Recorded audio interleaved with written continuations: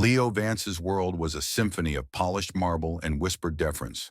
From the penthouse that pierced the Manhattan skyline, the city below was a glittering circuit board of his own design. Yet the silence in the vast, minimalist space was absolute, a void even the distant sirens couldn't fill.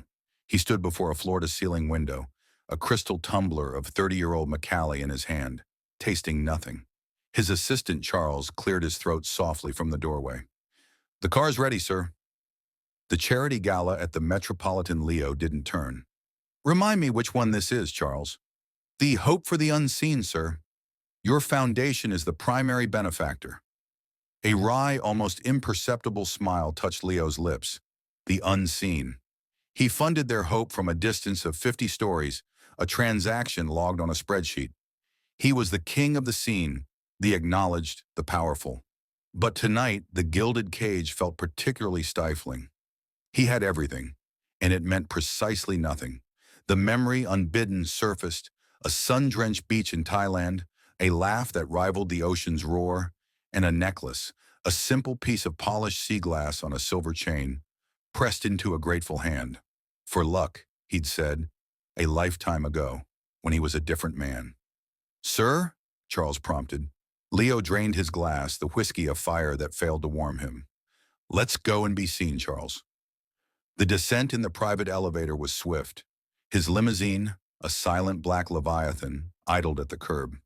As it pulled away from the curb, he absently scanned the streets, a habit from his younger, hungrier days, always assessing, always calculating. They slowed at a red light near a neglected park, a patch of darkness between the pillars of light. And that's when he saw her, a huddled form in a threadbare coat, slumped against a graffiti-strewn wall, half hidden in the shadow of a dumpster. Just another piece of the city's human debris, invisible to the world he inhabited. He was about to look away, his gaze already moving toward the bright lights of the gala ahead, when a glint of something caught the harsh glare of a street lamp. A necklace. His breath hitched. It was a foolish thought, a trick of the light. But his heart began a frantic, unfamiliar drum against his ribs. The car began to move with the changing light. "Stop the car," Leo said, his voice low but sharp as a blade. The driver, startled, complied, pulling over abruptly. Charles turned, his eyebrows raised in query. Leo didn't answer. He was already pushing the door open, the cold night air a slap against his finely tailored suit. He crossed the filthy sidewalk, his Italian leather shoes stepping through a grimy puddle. He knelt, his world narrowing to the shivering figure on the ground. She was young, her face pale and smudged with dirt, her lips chapped and blue-tinged, unconscious or nearly so, half dead. But the necklace, it was real. Resting against her hollow throat was a simple piece of polished sea glass on a tarnished silver chain. The one he had carved his initials on all those years ago. LV his, given to only one person, a ghost from a past he thought was buried. Time folded in on itself. The cacophony of the city, the blaring horns, the distant laughter of partygoers, faded into a dull roar. There was only the girl, the necklace, and the screaming memory of its twin. Anna. Her name was a ghost in his mind, a whisper from a life incinerated by ambition. She had been sunlight and wildness, a backpacker he'd met a decade ago when he was just Leo, not Vance, the billionaire. He'd been searching for something he couldn't name before he decided to just build it himself. He remembered her tucking the necklace into her pocket, her smile shy. "I'll keep it forever, Leo." For luck, what had happened to her? How had her forever ended here, on this cold pavement, adorning this dying girl? "Sir, we really shouldn't." Charles's voice was tight with alarm, hovering behind him. "The press, your security." Leo ignored him. With a tenderness that surprised himself, he brushed the girl's matted hair from her forehead. Her skin was ice cold, a fierce, primal protectiveness, an emotion he hadn't felt in years, surged through him. This wasn't a business deal. This was a thread from his own soul, frayed and discarded. "She's freezing. Get the blanket from the car." "Now, Charles!" The command was a crack of thunder. Brooking no argument, Charles hurried away. Leo shrugged off his Brioni overcoat, the six-figure garment meant for galas and boardrooms, and wrapped it carefully around the girl's shivering shoulders. The contrast of the exquisite wool against the filthy concrete was a surreal painting of his two colliding worlds. As he lifted her, she was frighteningly light, a bundle of bones and rags. A faint, incoherent murmur escaped her lips. The sea glass pendant swung free, catching the light once more, a tiny, defiant beacon in the darkness. He settled her in the spacious back seat of the limousine, her head lolling against the pristine leather. Charles stood wringing his hands, the picture of corporate anxiety. "Sir, the gala, your schedule, who is she?" Leo climbed in beside the girl, not taking his eyes off her. Her breathing was shallow, her presence an impossible question mark written in flesh and poverty. "Cancel everything," Leo said, his voice leaving no room for debate. "Call Dr. Evans. Tell him to meet us at the penthouse." Now the limousine did a swift U-turn, leaving the bright lights of the gala district behind, speeding instead toward the fortress of his tower. Leo never took his eyes off the girl. The questions were a torrent in his mind, each more terrifying than the last. How was she connected to Anna? Was she a relative? A daughter? The thought sent a jolt through him.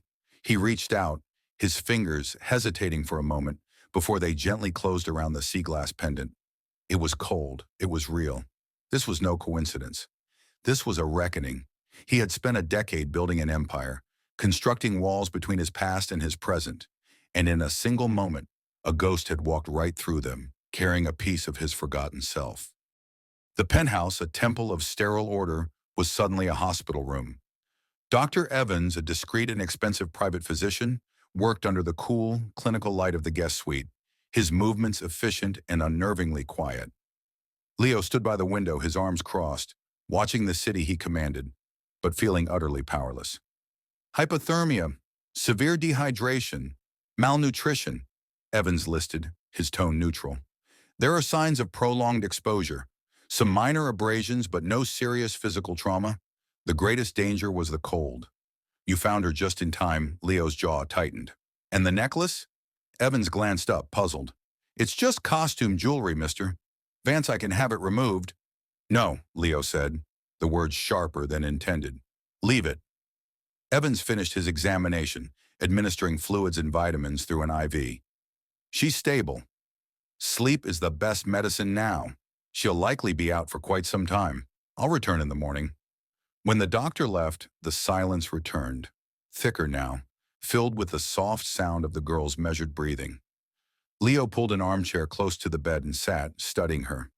Cleaned of the grime, she was younger than he'd first thought, perhaps early 20s.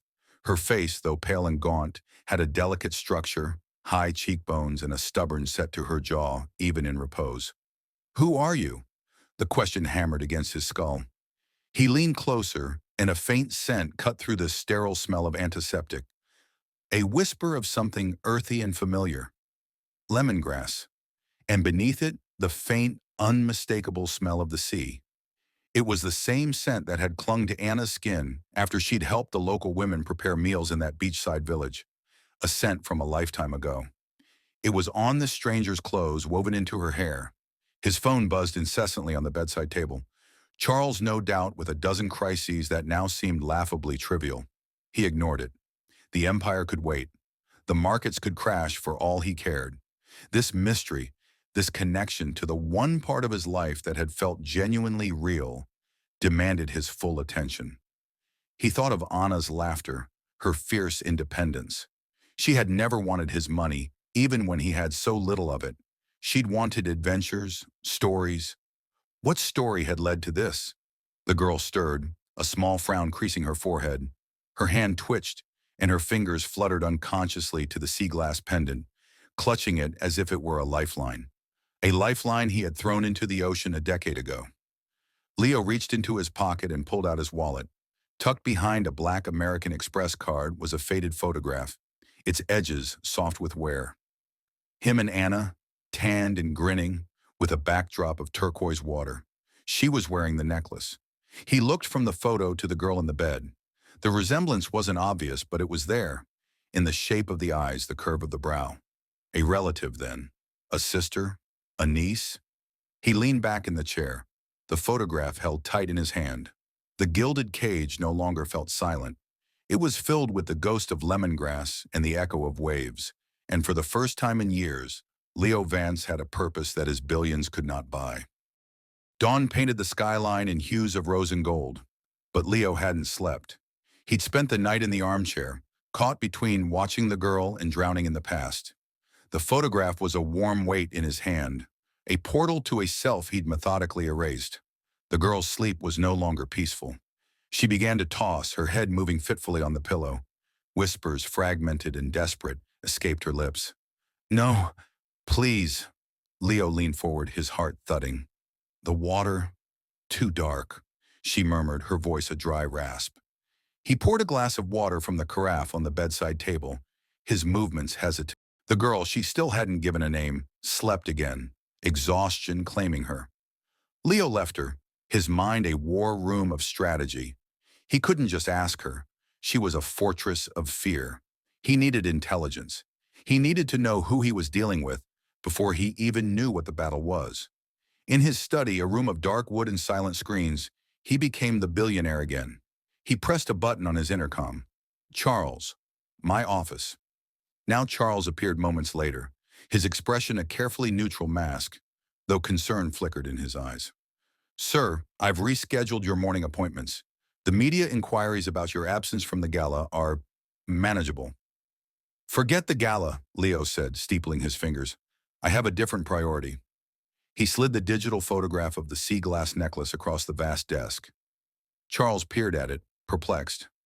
"I want you to find out everything about this girl. Who she is, where she came from." Everything. Charles's eyebrows shot up. "Sir, with all due respect, our security team is not a private investigation firm, and the young woman, she was found in a rather precarious situation.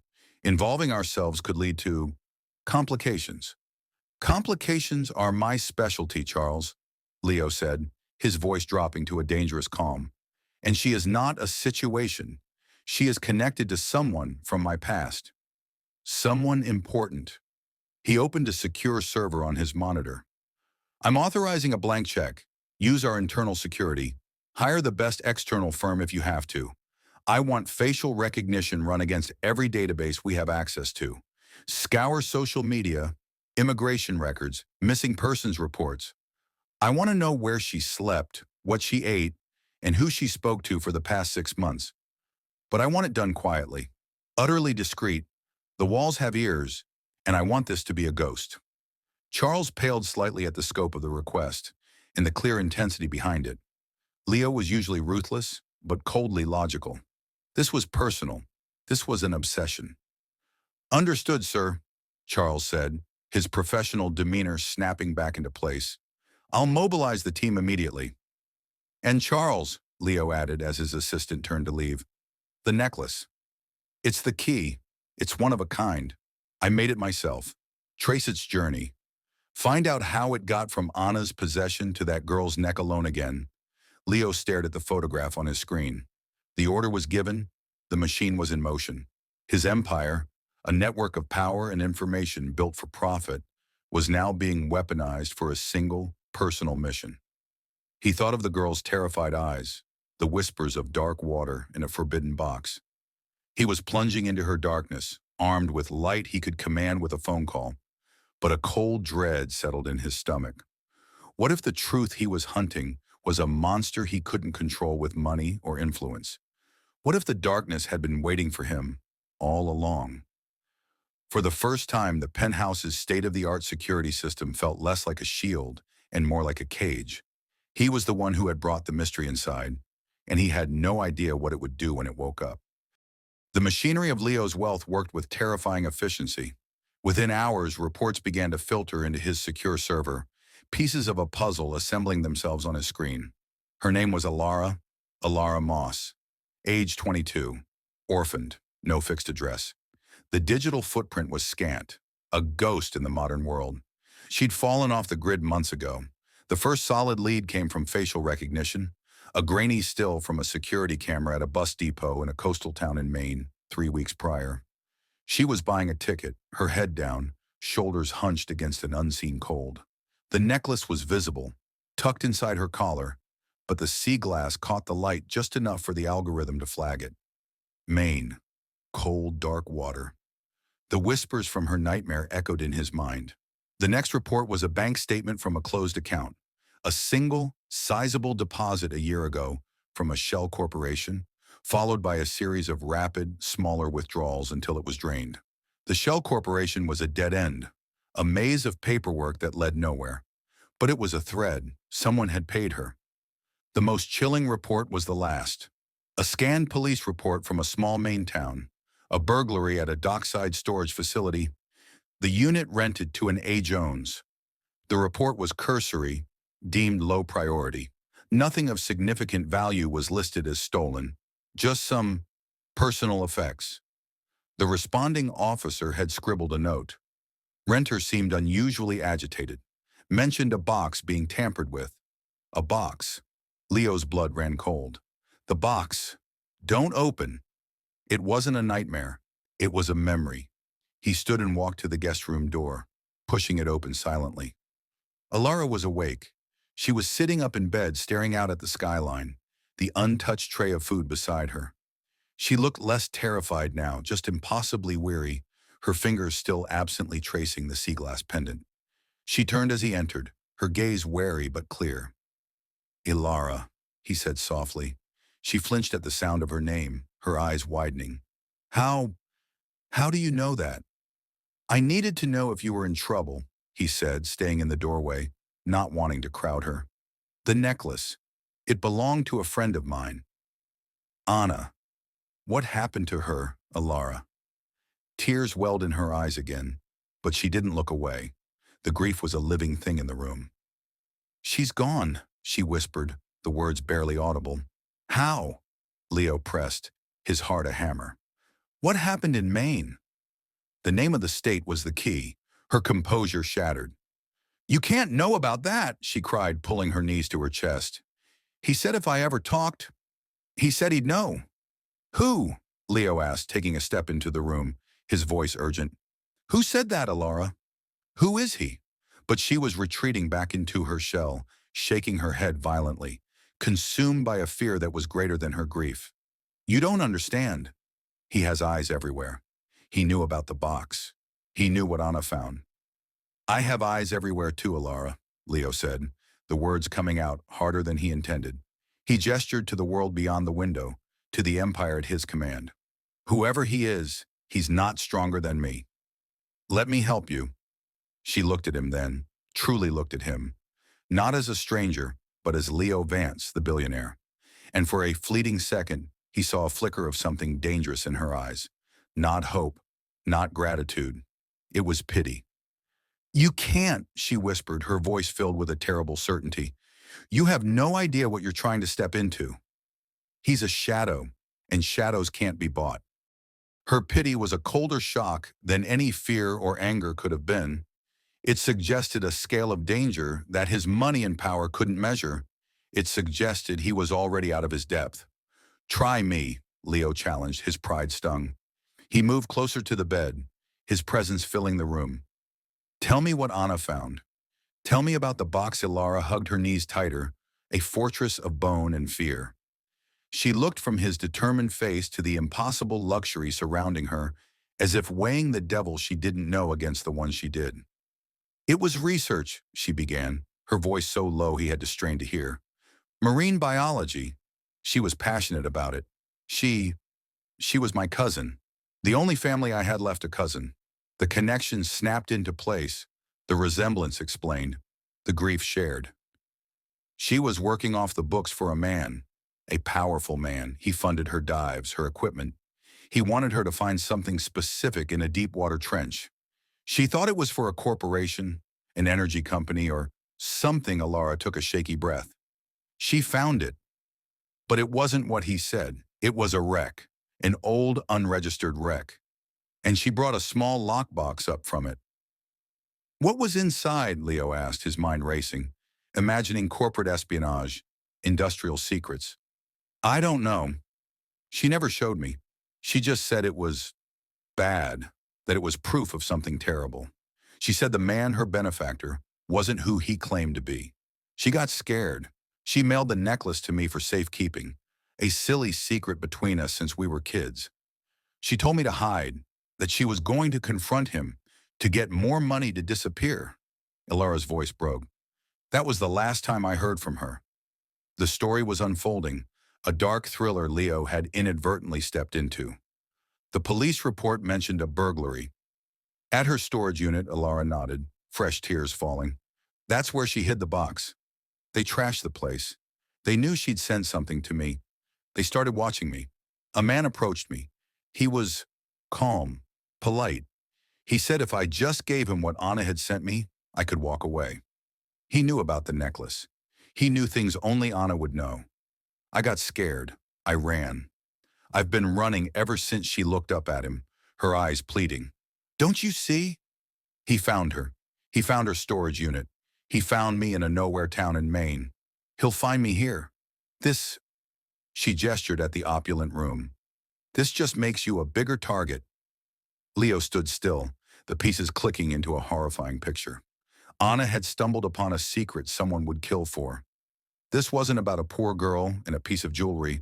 It was about a conspiracy that had already claimed one life and was hunting another. And he had brought it right into his home. He had painted a bullseye on his own back. The intercom on the wall buzzed, making them both jump. Charles's voice, tight with forced calm, filled the room. Sir, there's a delivery for you. It requires your signature. Personally, Leo's blood went cold. No one delivered anything to his penthouse directly. Everything was screened, vetted, handled by security downstairs. He looked at Ilara. Her face was a mask of pure terror. She knew. Don't answer it, she whispered. It's him. He's telling you he knows Leo Vance. The man who owned skyscrapers felt a primitive fear grip him. The shadow had found them, and it was knocking at his door. The buzzer echoed again, a shrill, insistent demand in the silent, tense room. Leo's heart thundered against his ribs, a primal drumbeat of alarm. Ilara had shrunk back against the headboard, her eyes wide with a terror that confirmed his every fear. This was no delivery. Every instinct honed from years of high-stakes negotiations screamed at him to ignore it, to lock down the penthouse, to summon his security team. But a colder, more calculating part of his mind took over. If this was the shadow Ilara feared, then he was already inside the fortress. Hiding changed nothing. Knowing your enemy's move, however, was everything. He walked to the intercom panel, his movements deliberate. He pressed the button. Yes? A smooth, professionally neutral voice replied. Package for a Mr. Leo Vance. Requires direct signature, sir. Leave it with concierge. I'm afraid the instructions are very specific, sir. Hand-to-hand delivery only. I'll need to confirm your identity attest. A provocation. The man wasn't just delivering a message. He was demonstrating his audacity, his lack of fear. Leo's jaw tightened. One moment, he turned to Ilara. Stay here. Lock the door behind me. Her hand flew to her mouth, stifling a protest. He didn't wait for her reply. He strode out of the room, closing the door behind him and hearing the soft, definitive click of the lock. His penthouse, once a symbol of ultimate security, now felt like a trap. The long, minimalist hallway to the front door seemed to stretch for miles. He reached the door, took a steadying breath, and looked through the discreet security peephole. A man in a standard-issue courier's uniform stood there, holding a slim, legal-sized cardboard envelope. He looked bored, impatient, utterly normal. But his eyes were doing what Leo's always did in a new environment. They were scanning, assessing, memorizing everything in the sliver of the world they could see. Leo disengaged the array of locks and opened the door a fraction, his body blocking the entrance. The courier's bored expression didn't change. He held out a digital pad. Just need your signature right here, sir. Leo didn't take the stylus. He kept his eyes locked on the man's. Who sent this? Just says, corporate services, sir. My job is just the delivery. The man's voice was flat, rehearsed, but his eyes held a glint of cold amusement. Leo knew a standoff when he saw one. He could refuse, slam the door, but the message would remain undelivered, the threat undefined. He needed to see it. He took the stylus and scrawled his name on the screen. A signature worth billions, given to a ghost. The courier smiled, a thin, bloodless line. He handed over the envelope. "Have a good day, mister." Vance. The door clicked shut, the locks re-engaging automatically. Leo stood in the echoing foyer, the lightweight envelope feeling like lead in his hands. He tore it open. Inside was a single sheet of high-quality paper. There was no text, no threat, no demand. It was a photograph. A photograph taken from a long lens, slightly grainy but crystal clear in its detail. It was of him, kneeling on the filthy sidewalk last night, his bryony coat wrapped around Alara as he lifted her. His face was etched with an emotion he hadn't felt in years. Desperate, unprotected concern. The message was devastatingly clear. "I see you. I was there. I am everywhere." They hadn't just found him now. They had been watching from the very beginning. They had watched him find her. They had let him bring her here. He was not the hunter. He had never been the hunter. He was the prey. And the shadow had just shown him its teeth. The end. Don't forget to like, share, and subscribe to my channel for more African heartwarming stories. Thanks for watching.